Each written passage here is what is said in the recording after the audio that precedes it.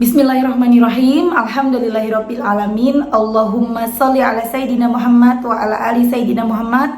Assalamualaikum warahmatullahi wabarakatuh. Halo teman-teman, apa kabar? Mudah-mudahan teman-teman selalu dalam lindungan Allah Subhanahu wa taala. Amin ya rabbal alamin. Alhamdulillah, kali ini aku akan sharing testimoni sholawat dari hamba Allah, ya, karena nggak mau disebut namanya. Dan buat teman-teman yang belum subscribe, di subscribe dulu ya. Kemudian jangan lupa follow Instagram aku, Meliza Arnelia.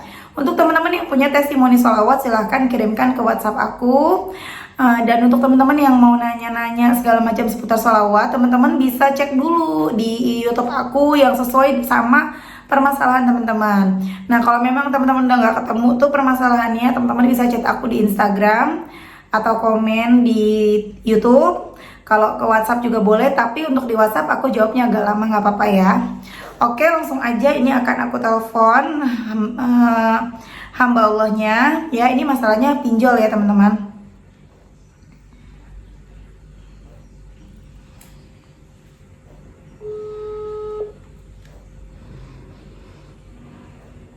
Halo, assalamualaikum. Ya, ini dengan aku. Ya, waalaikumsalam. Tadi nggak mau disebut namanya ya, Mas ya? Hamba Allah aja gitu. Iya, tadi kebetulan aku juga nggak nyebut nama sih. Jadi Mas hamba Allah aja gitu ya. Iya. Iya. Betul, Mbak.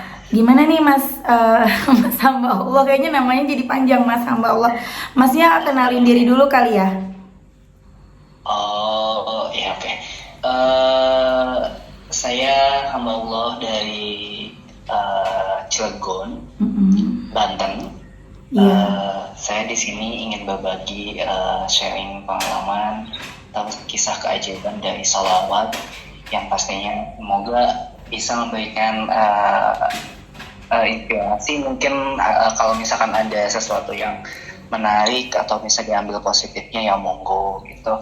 Tapi di sini saya hanya ingin berniat berbagi tentang keajaiban sholawat yang benar-benar nyata di hidup saya gitu, Mbak. Ya, pertama kali Masnya kenal sholawat itu kapan ya? Saya jujur ketika nonton channelnya Mbak Amel.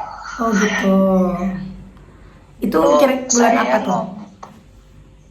Baru-baru ini Mbak. Oh, baru-baru ini enggak 2 mingguan lah, 2 Oh mingguan. iya.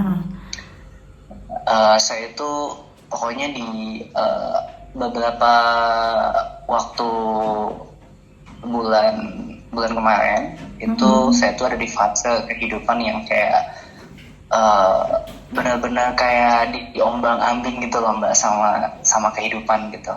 Iya. Saya raja hutang online, yaitu pinjol. Yang waktu itu tuh saya benar-benar baru pertama kali berhutang di aplikasi-aplikasi yang begitu ya Pak. Iya.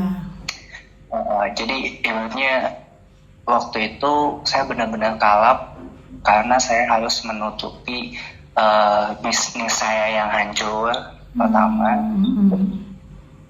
Terus yang kedua, saya harus menggantikan uang orang yang hilang yang ada di bisnis saya itu.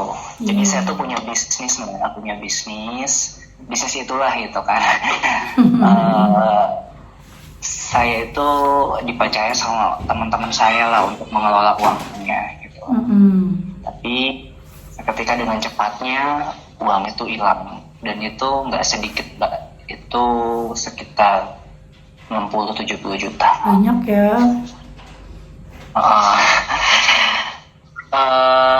Saya juga nggak bisa sebut bisnis karena kan bisnis yang saya jalani itu kan masih pro dan kontra sih Mbak. Ada yang bilang ini meragukan hal atau haramnya, jadi saya takut ngikutin jadi permasalahan yang nggak bisa dipertahankan sama saya gitu. Dan pada saat itu saya bingung dong Mbak, uang yang hilang itu harus gimana nih tanggung jawabnya gitu loh. Dan setelah bisnis saya hancur, saya waktu itu kondisinya kerja juga nggak fokus ya Mbak. Kerja nggak fokus, di kantor itu kerjaan berantakan gitu Mbak. Dan Dan pada saat itu KPI saya di perusahaan menurun gitu loh, banyak komplain gitu loh. Dan pada saat itu juga langsung saya juga baru kehilangan ayah saya meninggal di saat saya punya motor. Iya. Ayah saya meninggal, kayak gelap aja gitu Mbak, hidup tuh kayak ya ampun gitu. Itu bulan kemarin sih Mbak. Kayak gelap aja hidup gitu. Saya nggak tahu kayak gimana ke depannya. Dan pada saat itu karena saya merasa saya kerja nggak fokus, KPI saya menurun gitu lah, dan bos saya juga selalu komplain, dan akhirnya saya memutuskan untuk keluar dari perusahaan. Saya nggak tahu, saya sebegitu cerobohnya saya langsung resign karena saking mumetnya gitu loh Mbak. Iya. Saking mumetnya hidup gitu. Saya juga bekerja juga nggak fokus, dipaksain juga ya nggak bisa gitu loh Mbak. Saya merasa tuh nggak bisa gitu. Akhirnya saya resign dan saya mencoba bisnis lagi dengan modal sisa-sisa tabungan saya. Dan nggak seindah yang saya bayangin ternyata Mbak. Saya bangkrut lagi gitu loh. Saya bangkrut lagi, dan pada saat itu saya bukan hanya bangkrut, tapi saya kehilangan m-banking saya kebobol gitu loh Mbak. Ya Allah. M-banking saya ibaratnya m-banking lah, bisa saya sebut m-banking. Pokoknya di situ adalah saldo saya sepenuhnya, sisa-sisa saya yang saya gunakan untuk modal itu hilang begitu aja. Saya sudah telepon dan memang itu ada transaksi, dan ya ditelusuri juga ya susah ya Mbak nemu orang kayak gitu kalau kita nggak bisa minta bantuan polisi dan apa, karena kan semua butuh biaya ya Mbak. Iya benar. Dan terkadang biaya yang dikeluarkan lebih besar daripada biaya kehilangan. Bener, makanya banyak orang yang ketipu gitu malah jadi males ya. Kayak kan banyak tuh penipuan online. Aku juga pernah ketipu belanja 500.000 terus penjualnya hilang, mau nyarinya juga udah males gitu. Benar. Iya betul. Ya pada saat itu kayak hilang ya, sampai kayak gitu Mbak, kayak udah mati rasa dengan karena saking banyaknya masalah gitu ya Mbak. Ketika itu hilang semua kayak gelap aja gitu Mbak, hilang gitu, terus gimana gitu. Oh ya udah gitu, udah mau nangis juga susah gitu loh Mbak. Dan pada saat itu kayak hidup tuh sampai sempet mau kayak bunuh diri gitu ya, kayak samping ada pemikiran seperti itu Mbak. Dan aku salah satu orang yang aku udah nikah Mbak, dan ujian terberatnya lagi adalah saya itu kan mau jadi ayah gitu loh Mbak. Tapi di kondisi saya saat ini dengan sedang bangkrut dan sebagainya gitu, membuat saya kayak ini kayaknya saya nggak kuat gitu loh Mbak. Saya nggak kuat. Sampai saya bilang ke istri gitu, kita baru menikah belum hampir setahun sih Mbak. Sampai saya bilang ke istri, kalau saya bangkrut dengan keadaan saya begini gitu, aku serahin ke kamu. Saya gituin Mbak. Kata dia, bukan begitu caranya, kata dia Mbak. Saya nikah sama kamu ya sudah menerima resiko, dan perputaran hidup itu pasti akan terjadi walaupun secepat ini, kata dia. Akhirnya ya udah, istri cuma bisa nguatin dan gak bisa bantu juga gitu loh Mbak. Akhirnya saya pontang-panting sendiri, dan akhirnya saya sampai gelap mata pinjam uang di online gitu loh, untuk menutupi hutang-hutang yang dari teman-teman saya itu ya Mbak. Dan saya pikir dengan saya pinjam uang di online gitu, karena memang baru pertama kali ya mbak, kayak BI checkingnya juga masih bagus gitu ya mbak ya. Limit-limitnya tuh kan dapatnya lumayan gede-gede gitu mbak. Akhirnya gelap mata deh ngambil besar gitu. Oh bisa nih nanti uangnya diputain kayak gitu tuh mbak. Nah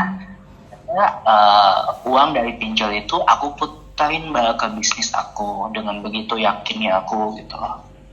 Akhirnya bangkrut lagi mbak pakai uang itu gitu. Bingung kan, aduh gimana ini gitu kan, ini uang mana dapat pinjaman diputarin ke bisnis, bukannya untung malah buntung gitu. Dan satu titik saya tuh benar-benar kayak udah nggak tahu harus gimana, nggak tahu bayar hutang nih caranya kayak gimana. Cerita ke keluarga juga pasti malu ya mbak, pasti malu banget gitu, takutnya mereka kok berani-beraninya gitu pinjam-pinjam gitu, terus keadaan begini kamu kok beraninya resign, pasti banyak hal-hal yang aku takutin gitu mbak. Karena aku tuh banyak laki-laki gitu, aku anak ke-6 mbak, semuanya total ada 7.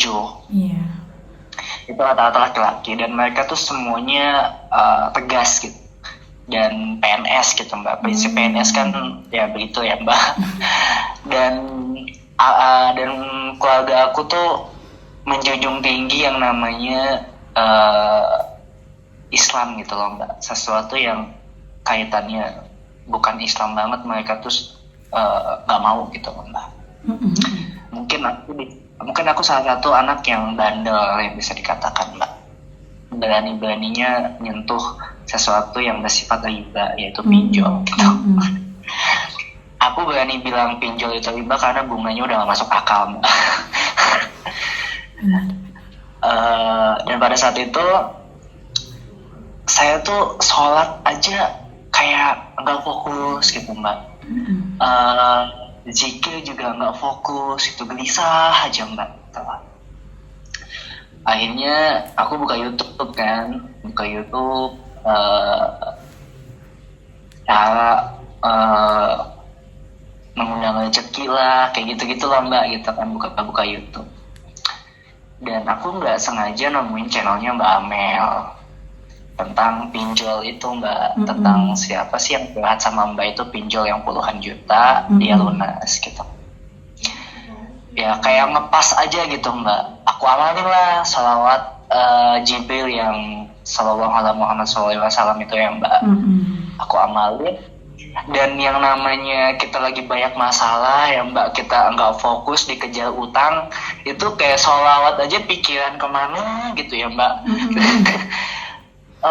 Kayak bibir aja yang bilang sallallahu alaihi wasallam, tapi hati tuh kayak masih ketakutan ya gitu mbak. Tapi aku tetap ini aja gitu, jalanin gitu loh. Aku pakai motor, aku baca sholawat gitu mbak. Dan satu titik tuh aku paginya itu benar-benar ngerasa takut pas jatuh tempo di salah satu pinjaman online. Itu benar-benar dia tuh kayak ngancem gitu mbak. Kalau misalkan tidak bayar hari ini gitu, foto Anda akan saya sebar gitu kan. Yang namanya baru pinjem pertama kali mbak, ibaratnya deg-degan dong gitu. Gimana ini nama baik saya gitu kan. Takut akan disebar ke kontak-kontak gitu kan. Iya saya jawab dengan ibaratnya dengan rasa ketakutan yang luar biasa. Pada saat itu sholawat juga udah ngawur tuh mbak, udah nggak fokus. Dan pada saat itu hampir kejadian lewat jatuh tempo dan mau disebarkan, tapi untungnya aku pinjem ke temen untuk nutupin yang jatuh tempo itu. Nah hari itu ketutup. Dan setelah itu aku tuh benar-benar ketakutan yang luar biasa, depresi. Aku ngambil langkah untuk sholat taubat mbak. Yang kata mbak itu kan, mbak pernah bilang tuh di channel, mungkin kita banyak dosa gitu ya mbak ya gitu kan. Karena pada awal aku ngamalin sholat itu belum terasa nikmat. Mungkin karena akunya nggak fokus, nggak benar-benar tulus gitu ya mbak, mungkin ya, aku nggak tahu. Tapi waktu itu mbak bilang ya mungkin kita banyak dosa, dan akhirnya aku coba untuk sholat taubat mbak malamnya. Aku sholat taubat, aku minta ampun sama Allah gitu kan.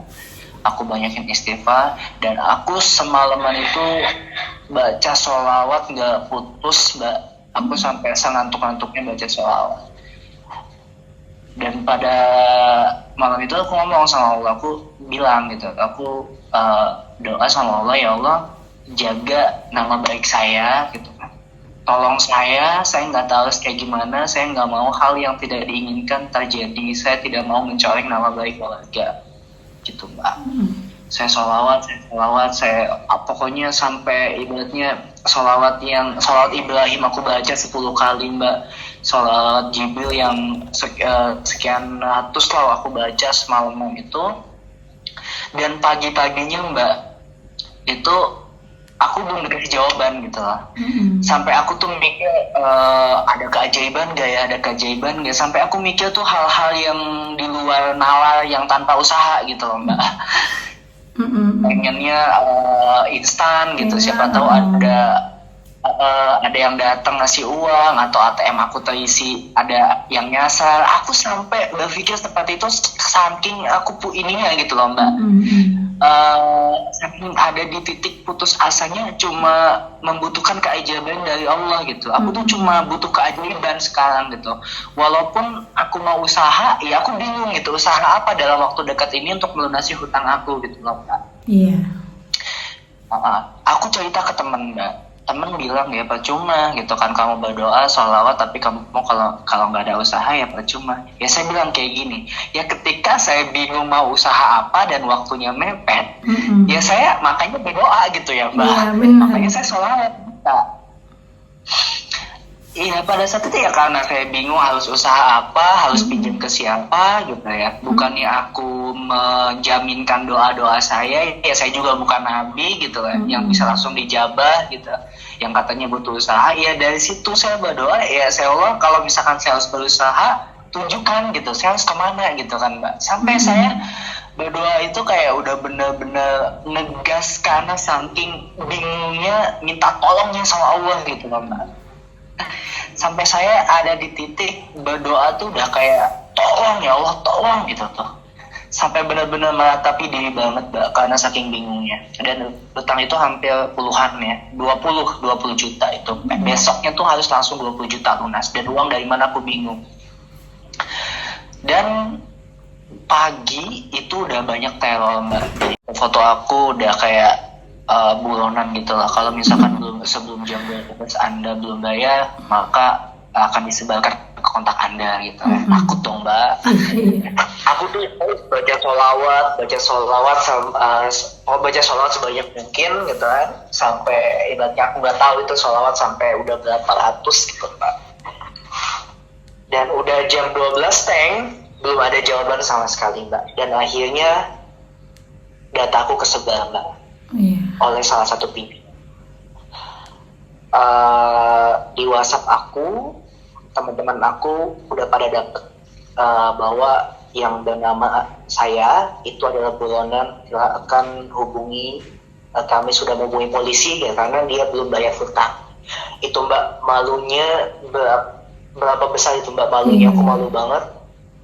Pada ngecat, ada apa nih, wah lo banyak hutangnya gitu loh mbak, di luar sampai ada masalah. Dan pada saat itu aku kayak ibaratnya itu zuhur ya mbak, aku sampai nggak sholat zuhur mbak, saking aku kayak ya Allah kok gini gitu ya mbak kan ya. Ya Allah kok aku sampai ya Allah kok gini sih gitu kan. Dengan cara apa lagi aku memohon kepadamu gitu loh. Kenapa ini semua seolah-olah aku dipermalukan gitu loh, ya kan? Engkau yang maha penolong gitu, dengan kekuatanmu gitu. Tapi kenapa sampai aku begitu? Aku nggak sholat zuhur. Karena aku kayak ngerasa di titik iman paling rendah pada hari itu, kayak Allah nih nggak dengar gitu kan. Nah, pasal itu aku ngontak kakak aku. Kak, aku minta maaf sebagai adik gagal. Kamu kenapa? Kakak aku udah nerima SMS pesan itu. Kakak aku datang, dia meluk aku mbak. Dia meluk aku, ada apa, cerita sama abang. Aku ceritalah begini mbak. Abangku nangis mbak. Dia bilang, kamu nggak boleh sedih katanya. Kamu punya keluarga, kalau susah ngomong katanya mbak. Nggak bisa begini katanya kan. Dan pada saat itu adik aku nangis dan aku langsung sungkem sama ibu aku mbak.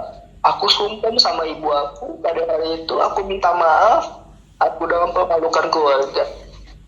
Ibu aku nangis, ibu aku meluk aku. Kenapa nggak pernah cerita kayak nggak punya keluarga gitu? Kenapa harus sampai pinjam begitu gitu? Pada saat itu udah semua udah terjadi dan utang itu dibayarin mbak sama abangku mbak, semuanya mbak. Ya Allah. Total berapa? 20 juta. Iya.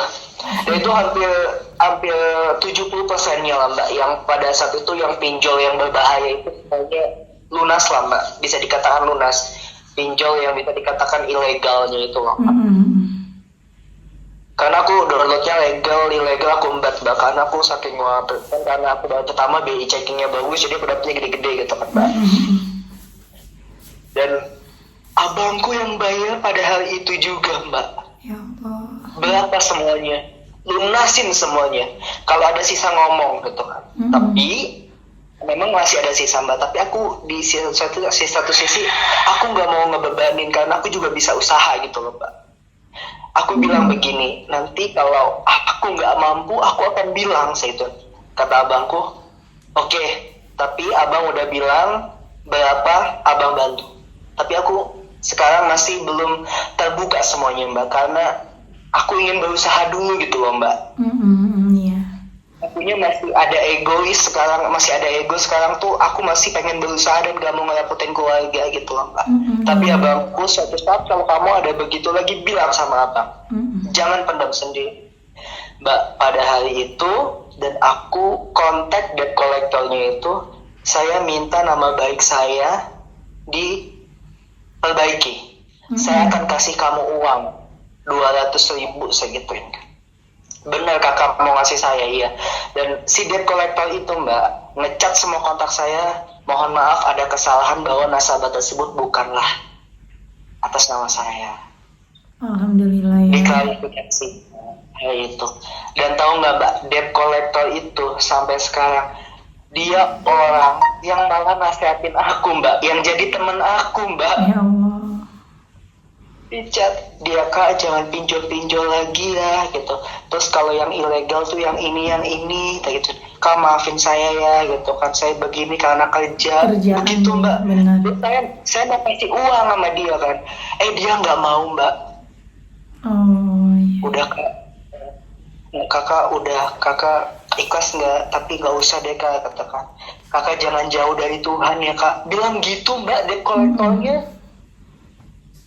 Dan sampai sekarang dia tuh masih catat nama saya tetap nanya pinjol gitu loh mbak. Masya Allah.